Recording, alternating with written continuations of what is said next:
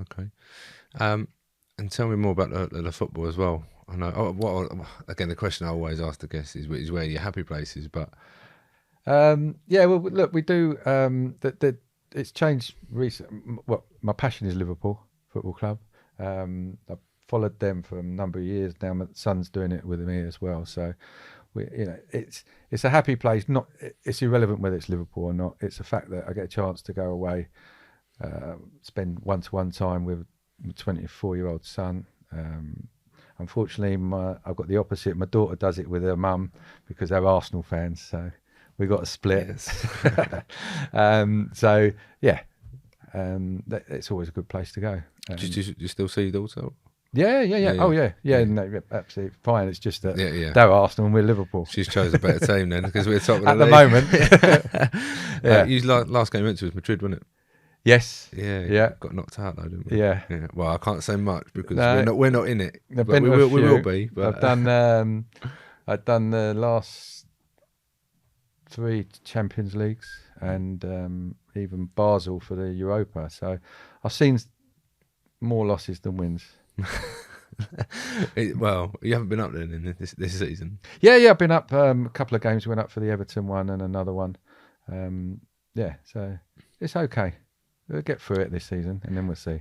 Well, yeah, I'm not gonna comment too much in case there's too many Liverpool fans watching. I'm gonna get absolutely slated. Yeah, the talking of football, the one that always comes to mind with me is in the current climate is the Champions League final, Liverpool Real Madrid Yeah, in Ukraine, yeah, Kiev, which that was only 4 or 5 years ago, and now look what's going on there. Yeah, that's just So that brings it home.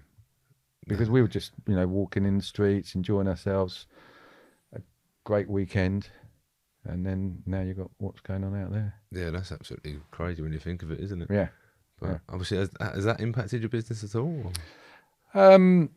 More so our clients because of Yeah, the cost of materials and gone stuff up. like that has affected it and push projects up, push projects back. Yeah, I've noticed that myself. That's other things that we always say, and you learn from experience is don't buy a property that you're going to convert if you haven't got a team of builders ready to go in, because every day that they don't work is costing you money.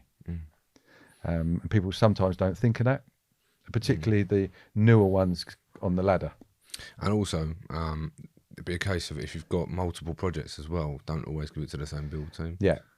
You can't. You're spreading it out. If again, if not, it does happen, and I've heard it. If you fall out with a builder and he's doing all of them, then You absolutely snookered. yeah, Yeah, absolutely. not that a lot of people do fall out with builders, but it does happen, or they're ill, or something happens with them. Yeah, It can affect the whole thing. Yeah, they've got too many men running on the ground and from one job to the other, and they're spinning a load of plates. Again, it happens. Yeah, because they're trying to obviously manage their staff as well.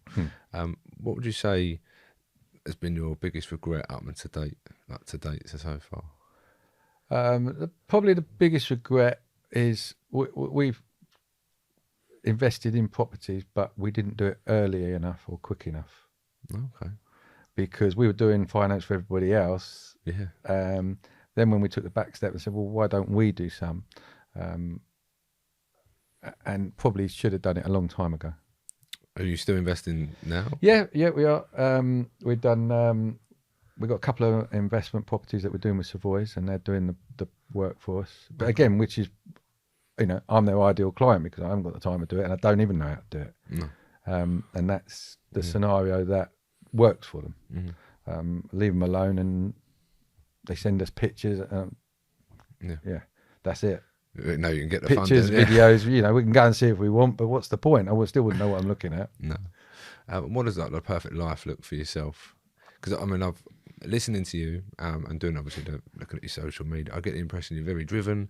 The passion's there to work non-stop. I get that impression from yourself. Yeah, I have no intentions of stopping. I enjoy my work. Yeah. I enjoy. Don't get me wrong. I don't like clients complaining or moaning, but which doesn't happen too often. But the pressure of it is good. I like that. That drives you on. There's deadlines to meet. I have no intention of giving it up. But then we don't work weekends.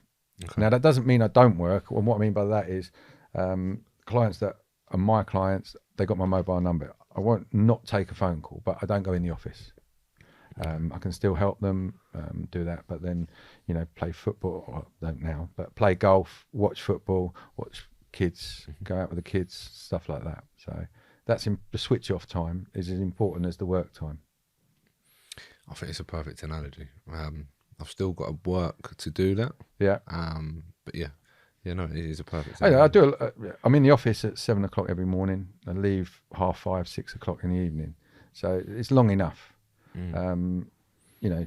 But then it's important to possibly have 2 days off, which is the weekends, to not recharge, but to clear your mind, because even at night you're still thinking about stuff, and by the time you get to the end of Sunday, you're probably ready to go again. Yeah, and again, for anyone that is listening, I will repeat this, that it's okay to be like that. Because I've recently been on a date with someone who's completely different to yourself, but they said it's exhausting listening to you. Yeah. I mean, me, obviously. And I was like, why? Yeah. They said the amount of ideas that you have about just about my business. It's like, this is how we can grow it. This is because obviously I've got my phone's going off. It could be staff, it could be whatever it is. It's like, right, we can do this, innovation, blah, blah, blah. And it's just like, how does your brain cope? It's just, that's what you do. People have different mechanisms, don't they? So also I find that if you have the time, not the time off, but you socialise, or you socialise with some of your clients as well, you pick up new ideas and feedback. Yeah. I'll give you a prime example, and it's completely off the cuff. We used to do some sponsorship, and our CPC stands for Commercial Processing Centre. So we had Commercial Processing Centre was the logo. And I was at a function with friends, and he said to me, one of the friends said, I really like the fact that you're sponsorship. I like your logo. He said, but what do you actually do? I said, well, what do you mean? It says commercial process. He said, but what's your process then? And I thought, I never thought of it like that. So that's why we changed it to CPC Finance. So you've got the word in there. But only someone saying to me, I thought, oh, everyone knows what we do. But you don't. And, if you're trying to sell something, you've got to sell it. And it's got to make, just because you think it, doesn't mean they think. And, if you design a website and you think it looks great, but you say to someone that never used a website, what do you think of that? And they said, well, I found it quite hard to find what I was looking for. And you shouldn't be scared to listen to people that don't know what they're doing.